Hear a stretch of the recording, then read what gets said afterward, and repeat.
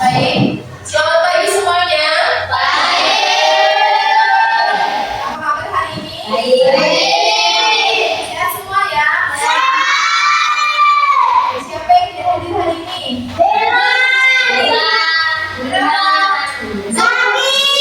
Oh iya, semoga Bella cepat sembuh ya, supaya bisa belajar dengan kita seperti biasanya. Coba sebelum memulai pembelajaran hari ini, alangkah baiknya kita berdoa menurut agama dan kepercayaannya masing-masing. Berdoa, mulai.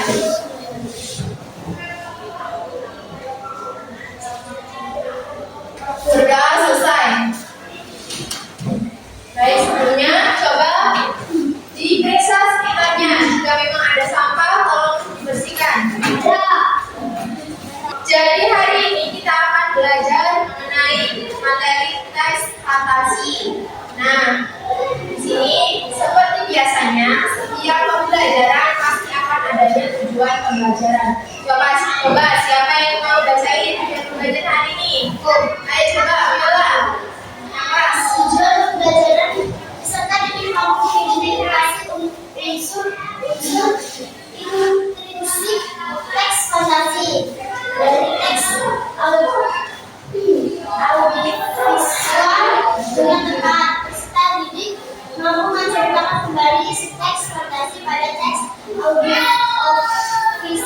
audiovisual secara lisan dengan tepat. Ya, jadi itu ya beberapa tujuan pembelajaran kita hari ini. Nah, selanjutnya kita mulai bahas dari pengertiannya. Jadi, teks fantasi itu adalah karangan atau cerita rekaan yang bersumber dari imajinasi pengarang dan berisi hal-hal yang tidak mungkin terjadi dalam kehidupan nyata. Artinya, ceritanya itu hanyalah khayalan. Khayalan itu yang seperti apa? Tidak terjadi sama sekali. Iya, tidak pernah terjadi di dunia nyata. Jadi sebelum lanjut ke materi selanjutnya, coba ingin tanya kalian, apakah kalian sudah pernah membaca atau sudah pernah mendengar teks contoh dari teks fantasi? Sudah pernah? Teks apa judulnya? Siri? Ayo, jadi lupa ya. Siapa yang bisa?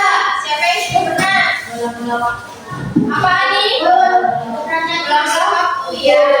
Terus, jadi itu ya. Tadi sudah pernah membaca salah satu contoh teks apa video? Teks fantasi yang berjudul Bola-bola Waktu. Oke, terima kasih. Nah, jadi selain ada bola-bola waktu, di sini ibu punya salah satu contoh video yang berjudul Wanita Berjubah Merah. Tolong disimak ya.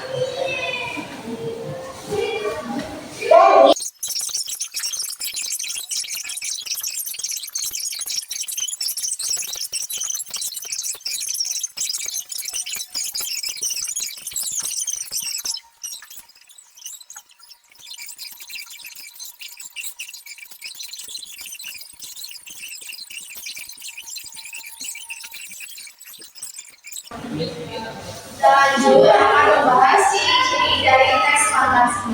Nah, yang pertama itu ada bersifat imajinatif atau dia hanya bersifat khayalan dan tidak akan mudah terjadi dan tidak pernah terjadi di dunia nyata. Oke, selanjutnya mengandung keajaiban. Nah, yang ketiga, latar waktu dan tempatnya tidak terbatas. Nah, dia bisa di masa lalu, masa depan, atau bisa di dunia yang lain-lainnya. Selanjutnya, tokoh bisa berasal dari dunia nyata maupun di dunia fantasi. Misalnya, tokohnya bisa seorang peri, robot, terus buaya, bahkan yang lain sebagainya. Nah, selanjutnya ada bahasa deskriptif dan ekspresif. Baik, selanjutnya unsur intrinsik dalam ceritaan fantasi. Yang pertama itu ada tema. Tema itu adalah gagasan utama di dalam cerita. Coba tadi kan kita sudah mendengar cerita dari apa tadi judulnya? Gadis berubah. Ya. Coba apa temanya dari cerita itu?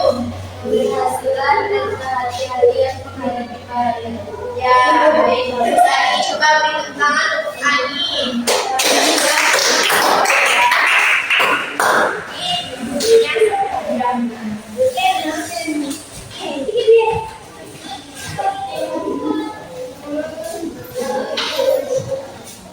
Selanjutnya ada tokoh dan penokohan.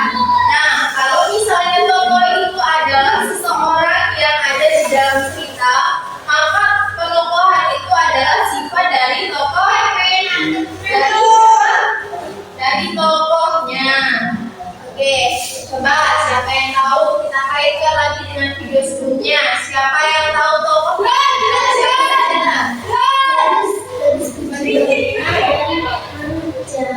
Ya, gadis berjubah merah apa sifatnya?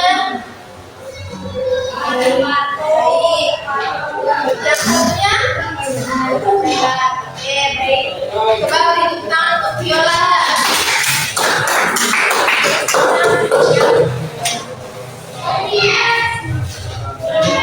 Selanjutnya, setelah ada tokoh dan penokohan, ada juga alur. Alur itu adalah urutan yang terjadi dalam apa? Di dalam ceritanya. Ayo, siapa yang bisa sebutkan alurnya?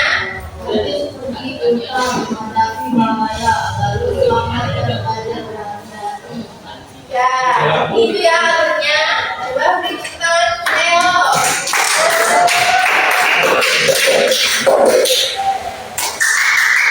Selanjutnya, setelah ada alur, maka akan ada apa?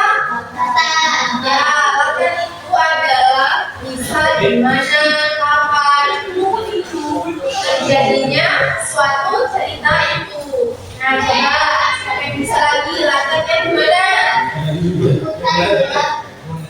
Di malam hari, suasana menegangkan. Ya, coba beri tepuk tangan untuk Cia.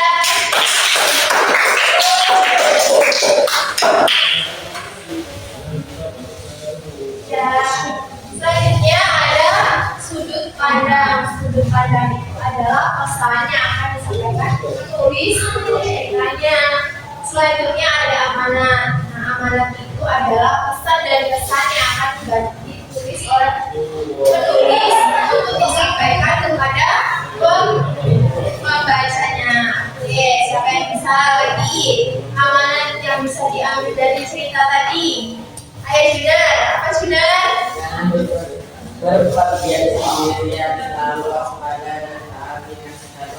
Ya, coba bilang Junar.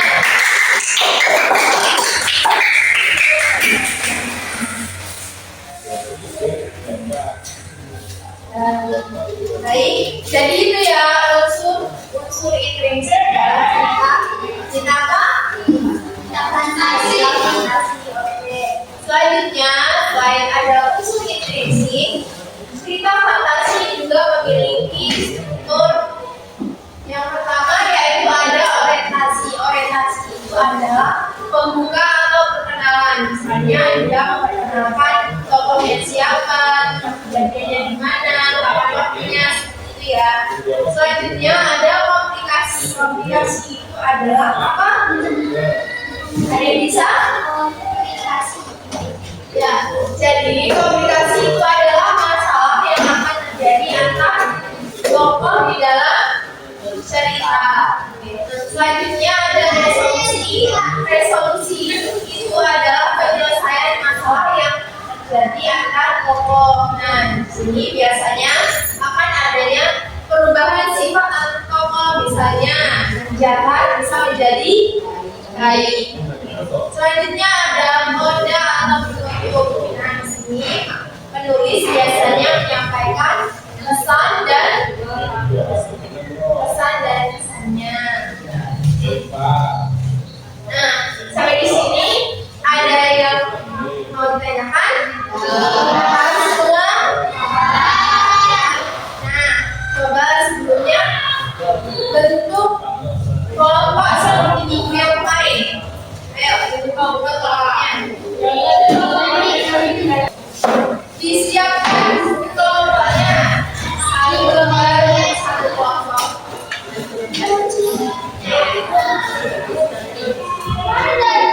Oke, sudah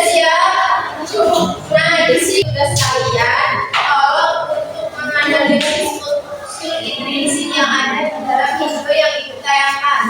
Sekarang ibu tayangkan ya, disimak dan diperhatikan. Ayo, depan.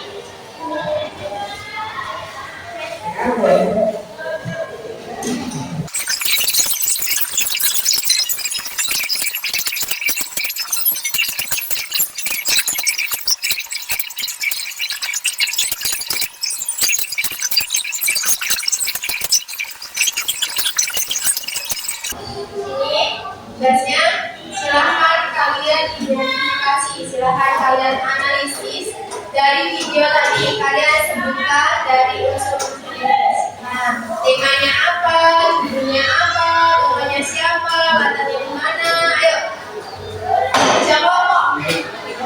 Sini dengan suaranya.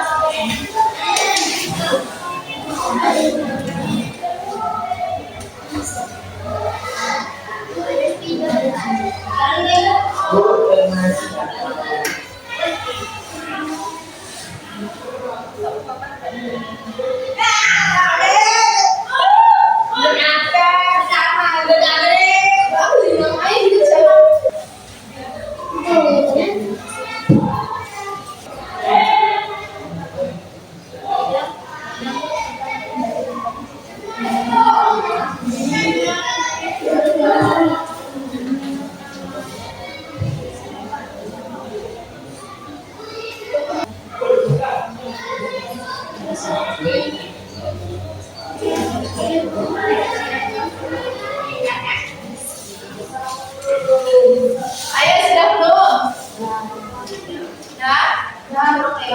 Sudah, Bu. Sudah, kelompok siapa yang mau menyebutkan? Nah, coba kelompok Viola ya. Coba didengarkan kelompok Viola. Tema kebenaran dan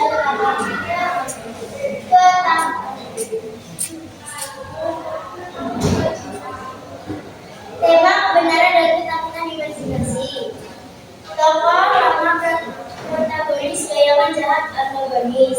Latar lalu menemukan tekstil ajaib, dunia fantasi, terancam lalu dia menyelamatkannya. Latar dunia nyata lalu dunia fantasi dalam pensil. Amanat beranilah berimajinasi dan percayalah pada kemampuan diri. Ya, jadi itu ya. Coba beri tepuk tangan kepada kelompok Viola. Ya, kelompok Viola.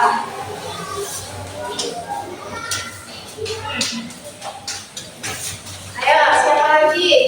Sekarang tadi kan kelompok Viola sudah menganalisis unsur intrinsiknya. Sekarang kelompok siapa yang mau membacakan kembali ceritanya? Cia, silakan.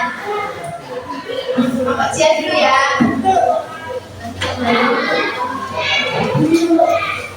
Di sekolah sebuah sekolah yang ada Luna adalah seorang anak yang berdiam dan tidak bergaul dengan saya. Pada suatu hari, ia menemukan sebuah tekstil ajaib. Lalu ia mencoba menggambar gambar ajaibnya, gambar yang bisa hidup. Ia sangat senang dan gembira. Namun, tiba-tiba mengenai sebuah penghapus yang menghapus semua gambarnya. Semua pun menjadi kacau. Ya, jadi itu ya.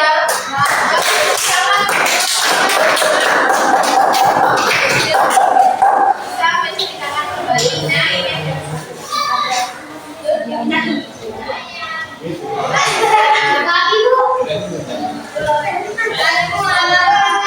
Jadi dari hasil kelompok kalian, yakin semuanya sudah paham ya?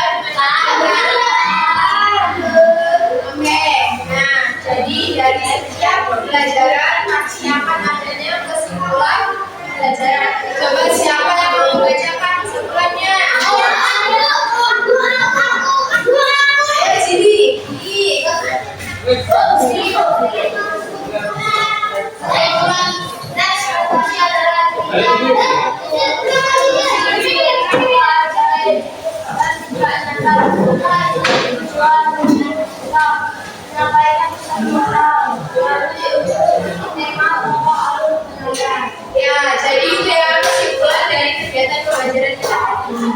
Jadi berhubung waktunya sudah habis, untuk sampai di sini.